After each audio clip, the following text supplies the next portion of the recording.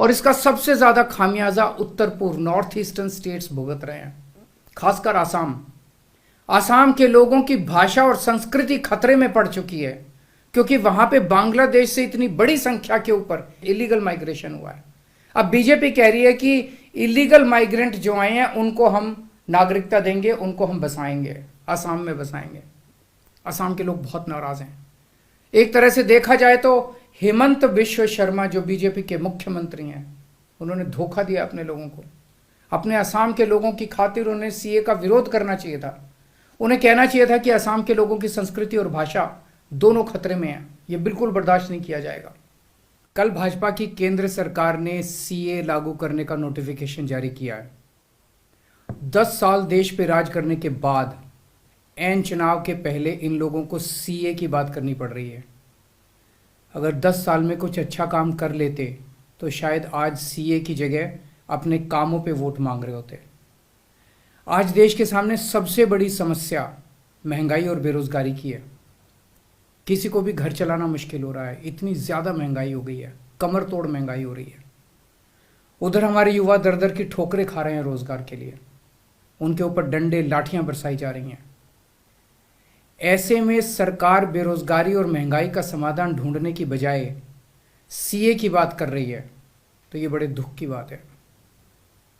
ये सीए आखिर है क्या? बीजेपी की केंद्र सरकार का कहना है कि 3 देश, बांग्लादेश, पाकिस्तान और अफगानिस्तान, इन 3 देशों के अल्पसंख्यक जो हैं वो अगर भारत की नागरिकता लेना चाहें तो उन्हें भारत की नागरिकता दे दी जाएगी। इसका मतलब बड़ी संख्या में यहाँ से अल्पसंख्यकों को हमारे देश में लाया जाएगा, उनको रोजगार दिए जाएंगे, उनके लिए घर बनाए जाएंगे, उनको यहाँ बसाया जाएगा। अजीब बात है ना। बीजेपी की केंद्र सरकार से हमारे बच्चों को रोजगार दिए नहीं जा रहे, पाकिस्तान से लोगों को लाके उनके बच्चों को रोजगार देना चाहते हैं। हमारे लोगों के पास तो घर नहीं है, भारत के तो ढेरों लोग बेघर हैं, लेकिन बीजेपी वाले पाकिस्तान से लोगों को लाके उन्हें भारत में बसाना चाहते हैं, उनको घर देना चाहते हैं। हमारे रोजगार उनके बच्चों को देना चाहते हैं, हमारे हक के घर उनमें पाकिस्तानियों को बसाना चाहते हैं। भारत सरकार का जो सरकारी पैसा हमारे परिवार और देश के विकास पे खर्च होना चाहिए, वो पैसा पाकिस्तानियों को भारत में बसाने पे खर्च किया जाएगा। इन 3 देशों में लगभग 2.5 से 3 करोड़ अल्पसंख्यक हैं। ये तीनों बहुत गरीब देश हैं।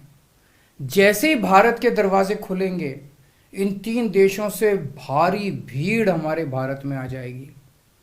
अगर इन 2.5-3 करोड़ में से 1.5 करोड़ लोग भी भारत आ गए तो कौन देगा इनको रोजगार? कहां बसाओगे इनको?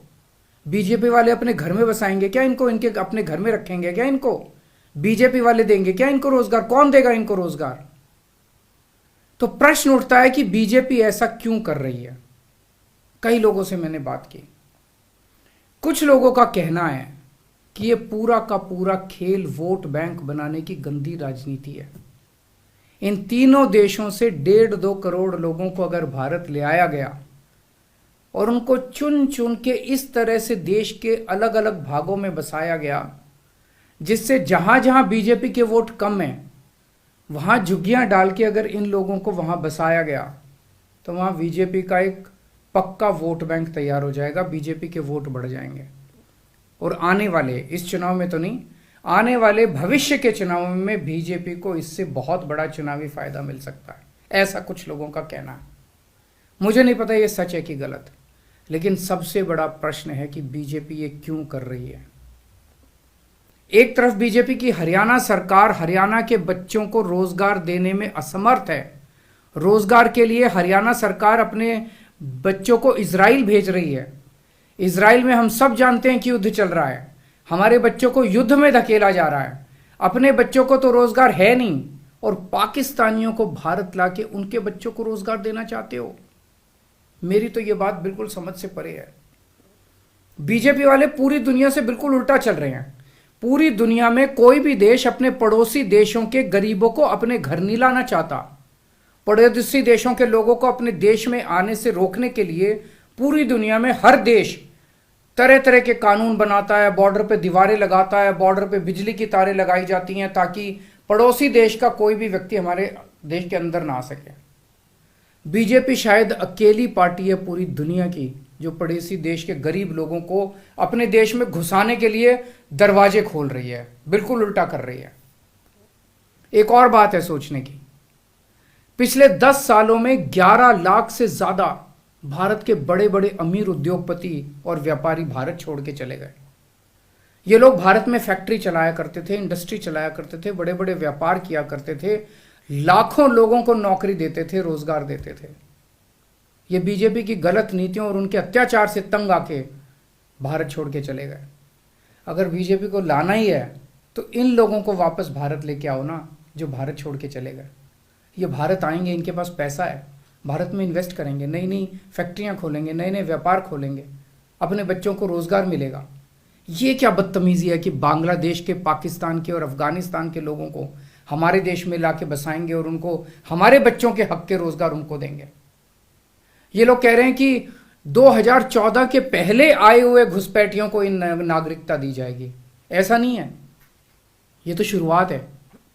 एक बार ये सिलसिला चालू हो गया, एक बार दरवाजे खुल गए तो फिर बहुत बड़ी संख्या में पाकिस्तानी और बांग्लादेश से लोग भारत में आने लगेंगे। आज बीजेपी कह रही है 2014 के पहले आए हुए लोगों को ही नागरिकता दी जाएगी। देख लेना, अगले चुनाव में ये बीजेपी वाले इस तारीख को बढ़ा के 2024 कर देंगे कि 2024 के आए हुए पहले वाले लोगों को दी जाएगी और फिर इसे और आगे बढ़ा देंगे। मोटी मोटी बात यह है कि पाकिस्तानियों और बांग्लादेशियों के लिए भारी संख्या में भारत आने के लिए बीजेपी सरकार ने दरवाजे खोल दिए। ये देश के लिए बेहद खतरनाक है। तो दोस्तों, पूरे देश की मांग है कि सीए को वापस लिया जाए। हम किसी हालत में अपने बच्चों की नौकरियां, अपने बच्चों के रोजगार दूसरे देश के लोगों को किसी हालत में नहीं देंगे।